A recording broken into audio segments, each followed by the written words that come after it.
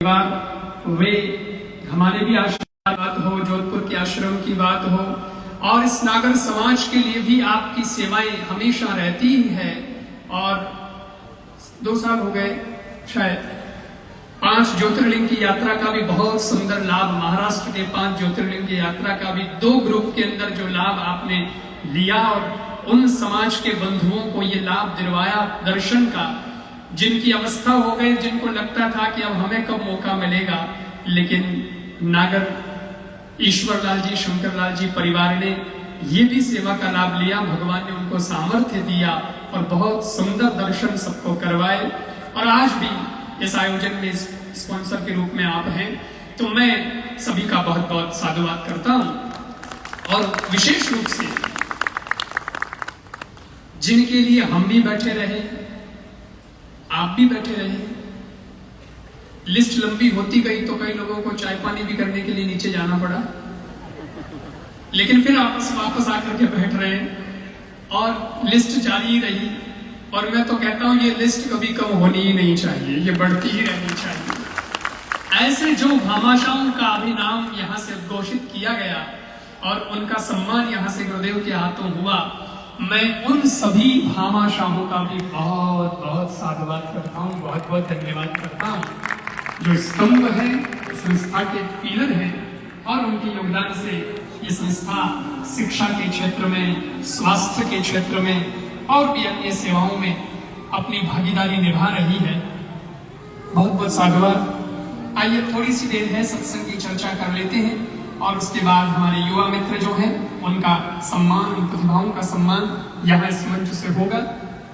साथियों, आप सब लोग आए हो तो मैं कुछ बात अपनी करता हूँ जो हम सब के काम की बात है।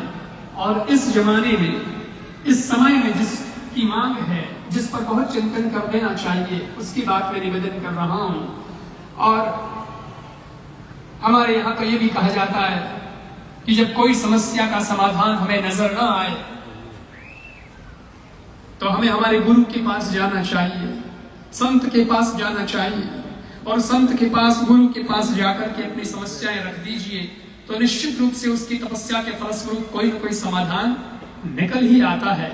और जिन जिन ने गुरु पर भरोसा किया है, आजकल क्या होता है, गुरु तो बनाते हैं, क्या हमारे गुरु हैं, लेकिन लोग कहते हैं फिर भी हमें आशीर्वाद नहीं मिल रहा, फिर भी हमें समाधान नहीं मिल रहा। कारण क्या है? कारण यही है कि हम गुरु को तो मानते हैं पर गुरु की नहीं मानते, इसीलिए गड़बड़ हो जाती है। लेकिन अगर उसकी हम तो खुद कहते हैं कि आप हमें प्रणाम न करो चलेगा, अगर को कोई शौक भी नहीं है, ना दंडवत कराना है, ना प्रणाम करवाना है, ना कोई कुछ और, लेकिन जो कुछ यहां से कहा जाता है उस बात को अगर मान लिया जाए तो अपने आप आशीर्वाद प्राप्त हो जाएगा, जिंदगी की दिशा मिल जाएगी। आप रामचरितमानस को उठा करके देखें, मैं प्रसंग सुनाता हूं आपको, उससे समझ में आएगा। थोड़ा सा जुड़ने का प्रयास करना। आप सब लोग कथा सुने हो, सत्संग सुने, उससे आपको समझ में आ जाएगा तुरंत। रामचरितमानस में 2 लोग ऐसे हैं जिनकी राशि एक है।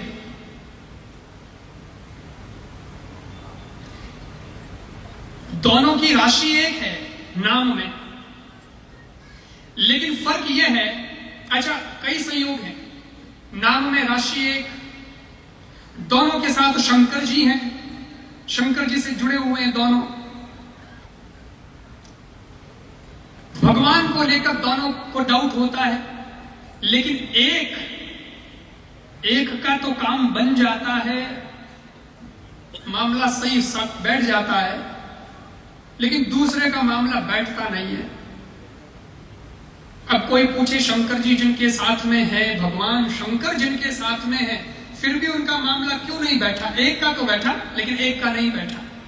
वो 2 लोग मैं बताता हूं, एक तो है सुग्रीव और दूसरी है सती। सती तो कोई दूर की नहीं, शंकर जी की हुदरी लुगाई से, शंकर जी की पत्नी ही है। लेकिन सज्जनों, शंकर भगवान, जब सती और शंकर भगवान एक बार कथा सुनने गए थे कुंभज ऋषि के वहां, तो सती ने कथा नहीं सुनी, कथा पे ध्यान नहीं दिया, ऋषि ने क्या किया उसको क्या कहा उसको कोई मतलब नहीं। और जब वापस शंकर और सती लौट रहे थे तो बीच में भगवान राम के दर्शन हुए, तो शंकर जी ने तो राम जी को प्रणाम किया पर सती ने प्रणाम नहीं किया। नहीं किया तो शंकर जी ने कहा क्यों नहीं किया, प्रणाम कर लो। सती ने कहा मैं प्रणाम नहीं करूंगी, पहले ये बताओ कि ये कौन है। शंकर जी ने बहुत समझाया कि ये भगवान राम है, ये परब्रह्म है, ये ब्रह्म है, ये प्रणाम करो। सती नहीं मानी तो नहीं मानी।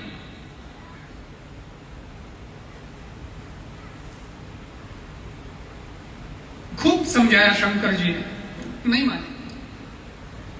एक बात बोलूं,